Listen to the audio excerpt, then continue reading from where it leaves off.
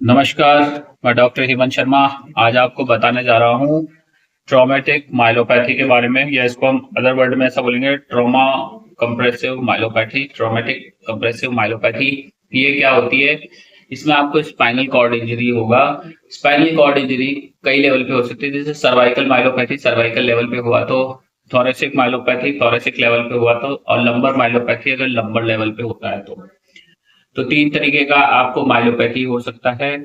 अब ये क्या कारण होते हैं? जैसे कोई छत से गिर गया, उसको स्पाइनल कॉर्ड कंप्रेशन हुआ, रीढ़ की हड्डी में चोट लगी तो हो सकता है, या कोई एक्सीडेंट हुआ हो उसकी वजह से हो सकता है, या कोई स्पोर्ट्स इंजरी हो, या फिर पेशेंट को किसी ने मारा हो, फाइट इंजरी हो तो भी हो सकता है, या और भी अदर कॉजेज है, पर हम ट्रॉमा इंड्यूस्ड ही देख रहे हैं।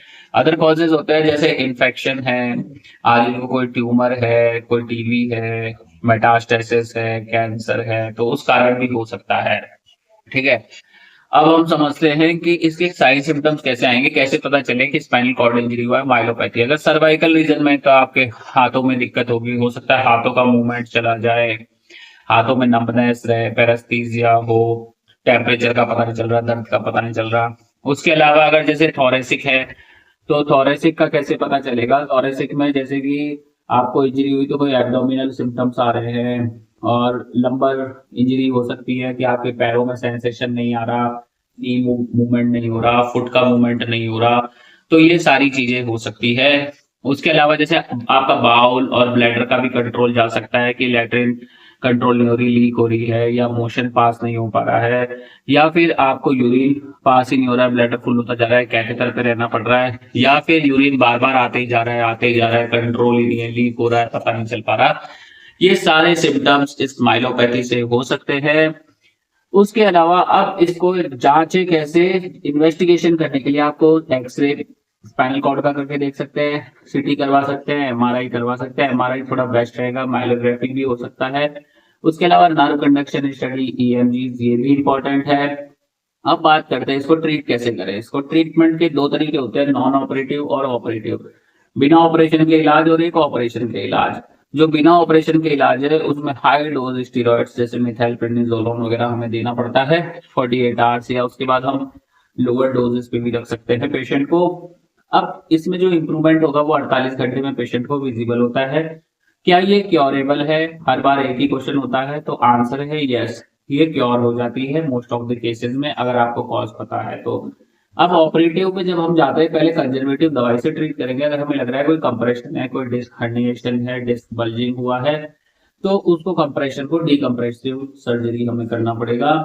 पर मोस्ट ऑफ द टाइम कई बार आप देखेंगे कि दवाई से भी इंप्रूवमेंट नहीं हो रहा, तो लॉन्ग टर्म के लिए जैसे 3 महीना हो गया, 6 महीना हो गया, साल भर हो गया, तो हमें पेशेंट को जो सबसे इम्पोर्टेंट है वो हमें ये करना है, पेशेंट को फिजियोथेरेपी बताना है, न्यूट्रिशन बताना है, कुछ हॉर्मोन्स भी रूल आउट करने हैं, कैल्शियम लेवल देखना है, विटामिन डी लेवल देखना है कि ये कंट्रोल है, नॉर्मल है या नहीं है, कोई और कोमोबिडिटीज तो नहीं है, कोई पेशेंट हाइपोथायराइड का शिकार तो नहीं है, बी12 डेफिशिएंट तो नहीं है, विटामिन ई डेफिशिएंट तो नहीं है, विटामिन डी डेफिशिएंट तो नहीं है, ये सारी चीजें रूल आउट करनी है।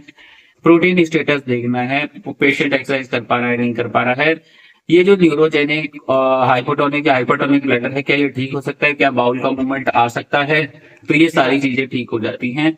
इसमें ऐसा कोई घबराने की बात नहीं है, हमेशा कारण को ट्रीट करते हैं, और डिफरेंट तरीके का ट्रीटमेंट होता है, पेशेंट टू पेशेंट वेरी करता है।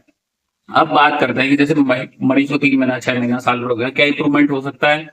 तो दुनिया में हर चीज पॉसिबल है, इंप्रूवमेंट किया जा सकता है। आपका विल और आपका विश इंपॉर्टेंट होता है कि आप कॉन्फिडेंट हैं इलाज के लिए, क्या आप को उम्मीद है कि आप ठीक हो सकते हैं, तो आप ठीक हो सकते हैं। दुनिया में ऐसी कोई बीमारी नहीं होती जिसका इलाज नहीं होता, सबका इलाज पॉसिबल है। अब इसमें दो तरीके के ड्रग यूज होते हैं, मेनली डेक्सामेथासोन, मिथाइलप्रेडनिसोलोन। पर देखा गया है मिथाइलप्रेडनिसोलोन ज्यादा सेफर है एज कम्पेयर टू डेक्सामेथासोन, क्योंकि डेक्सामेथासोन के विड्रॉल सिम्टम्स भी आते हैं। अब जो स्टीरॉइड्स इसमें हाई डोजेस दिए जाएंगे, लॉन्ग टर्म चलेंगे, तो उनके भी कुछ साइड इफेक्ट होते हैं, तो उनको प्रिवेंट करना भी बहुत जरूरी है। तो साथ में ये भी ध्यान रखना है कि जो मेडिसिन दे रहे हैं उसको भी बचाएं साइड इफेक्ट को, और बॉडी को मैक्सिमम इफेक्ट पे लेके आए। रिकवरी कब दिखेगी, इंप्रूवमेंट कब दिखेगा? मोस्ट ऑफ द केसेस में 72 घंटे में, 48 घंटे में इंप्रूवमेंट दिखने लगता है। पर कुछ केसेस में जैसे इंप्रूवमेंट नहीं आ रहा, तो उसका और अदर कॉज रूल आउट किया जाता है और उसको ट्रीट करने का कोशिश किया जाता है। जो स्टीरॉइड है, बोलते हैं स्टीरॉइड्स, वो भी हाई डोज, तो स्टेरॉइड्स का ऐसा कहा जाता है कि अगर ये मुर्दों को दिया जाए तो जिंदा कर सकता है और जिंदों को दिया जाए तो मुर्दा बना सकता है, ठीक है। पर इस स्टेज में ये बेनिफिशियल होता है माइलोपैथी में, और इसका देना काफी इफेक्टिव होता है। इसके साथ सपोर्टिव केयर और इसके साइड इफेक्ट को प्रिवेंट करने का केयर भी बहुत साथ के साथ चलेगा, रैंडम चलेगा। अगर आप सिर्फ स्टीरॉइड्स पे रहते हैं और प्रोटेक्टिव थेरेपी नहीं लेते हैं तो रिकवरी के चांसेस बहुत मुश्किल होते हैं। अगर आपको भी माइलोपैथी है और ऐसे सिम्टम्स हैं तो व्हाट्सएप नंबर मेरा इस वीडियो के डिस्क्रिप्शन में है, व्हाट्सएप पे जाए, मैसेज करें, अपना अपॉइंटमेंट बुक करें। वीडियो अच्छा लगता है लाइक करें, चैनल पे नए हैं सब्सक्राइब करना ना भूलें। थैंक यू, धन्यवाद, गुड बाय, नमस्कार।